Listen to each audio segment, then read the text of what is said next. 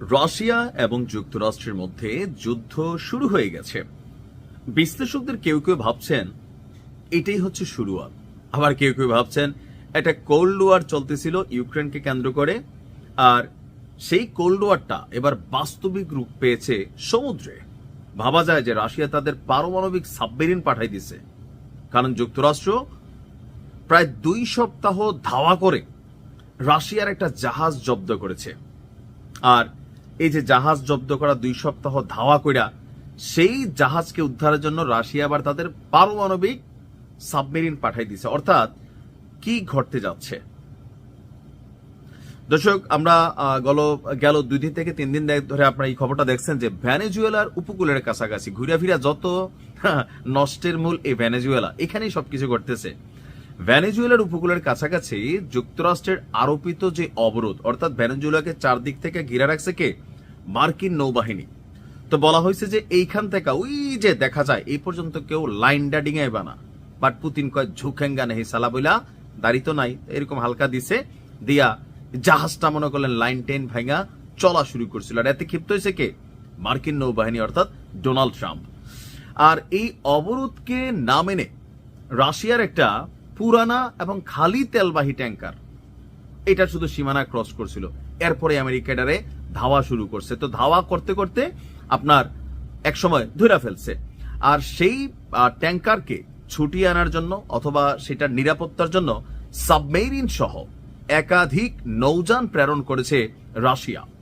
যুক্তরাষ্ট্রের এক কর্মকর্তার বরাত দিয়ে এই তথ্য জানিয়েছে দ্য ওয়াল স্ট্রিট জার্নাল। তারা বলছে যে বেলা 1, মানে জাহাজটার নাম হচ্ছে বেলা 1 নামের ট্যাঙ্কার জাহাজ আর কি, এটা গত ডিসেম্বর থেকে যুক্তরাষ্ট্রের কোস্ট গার্ডের জব্দ এবং তল্লাশির চেষ্টা এড়িয়ে চলছিল। এখানে যুক্তরাষ্ট্র যেটা করত, এই লাইন দিয়ে কোনো জাহাজ টাহাজ ঢুকলে সেগুলোকে চেকিং করত। এখন ভেনেজুয়েলার সাথে কিন্তু রাশিয়ার সম্পর্ক ভালো, এটা তো জানেনি। তো সেই জায়গা থেকে রাশিয়ার কোনো জাহাজ যখন এইটার উপকূলের আশেপাশে আসে, স্বাভাবিকভাবে আমেরিকা তারা এটাকে কিন্তু খুব সিরিয়াসলি নিচ্ছে। এখন এটা তল্লাশি করতে দিতেছে না, এটা ঘাটে ঘাটে বা নদীতে নদীতে বা সমুদ্রের মধ্যে চিপা চাপা দিয়ে ঘুরতেছিল। তো ওই সময় ভেনেজুয়েলার বিরুদ্ধে তেল রপ্তানি এবং আমদানিতে একটা কড়া নিষেধাজ্ঞা করেছিল ওয়াশিংটন। আপনারা সকলেই জানেন ভেনেজুয়েলা তেলের উপর ভাসতে থাকা একটা রাষ্ট্র, যাদের অর্থনীতি, সমৃদ্ধি, সমরনীতি সবকিছুই তেল বেচা হয়। তো রাশিয়ার মাধ্যমে হয়তো তারা তেল বিক্রি করত, এটাও আরেকটা এখানে ফ্যাক্ট হিসাবে দেখা দিয়েছে। যুক্তরাষ্ট্রের আরো 3 কর্মকর্তা বলছে যে রাশিয়া যুক্তরাষ্ট্রকে ওই ট্যাঙ্কারটির পেছনে ধাওয়া বন্ধ করার অনুরোধ জানায়, তবে এই তথ্য আমলে নেয়নি আমেরিকা। নিয়মিত কর্মঘণ্টার বাহিরেও আপনার এই ট্যাঙ্কারটাকে তারা নজরদারি করতেছিল। তো গত মঙ্গলবার রাশিয়ার পররাষ্ট্র মন্ত্রণালয় বলছে যে ট্যাঙ্কারটি ঘিরে সৃষ্ট পরিস্থিতি তারা উদ্বেগের সঙ্গে পর্যবেক্ষণ করছে।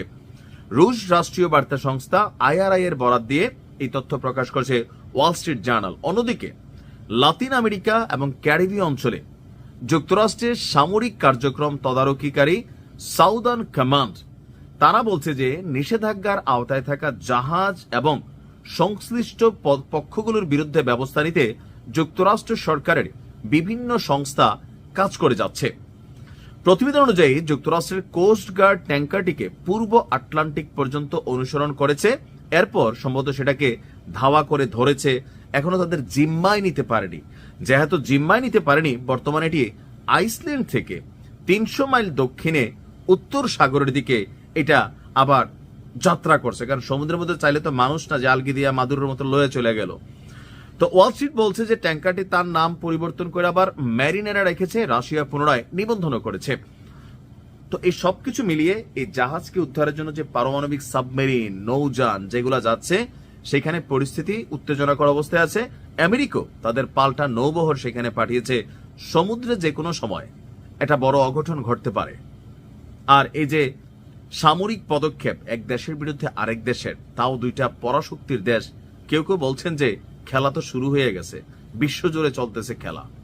আমি জানি না এই খেলার শেষ কোথায় হবে, তবে 2026 জুড়ে বিশ্বজুড়ে অনেক অশনি সংকেত দিনের বছরের শুরুতে আমরা দেখতে পাচ্ছি। আল্লাহ বিশ্বকে হেফাজত করুক।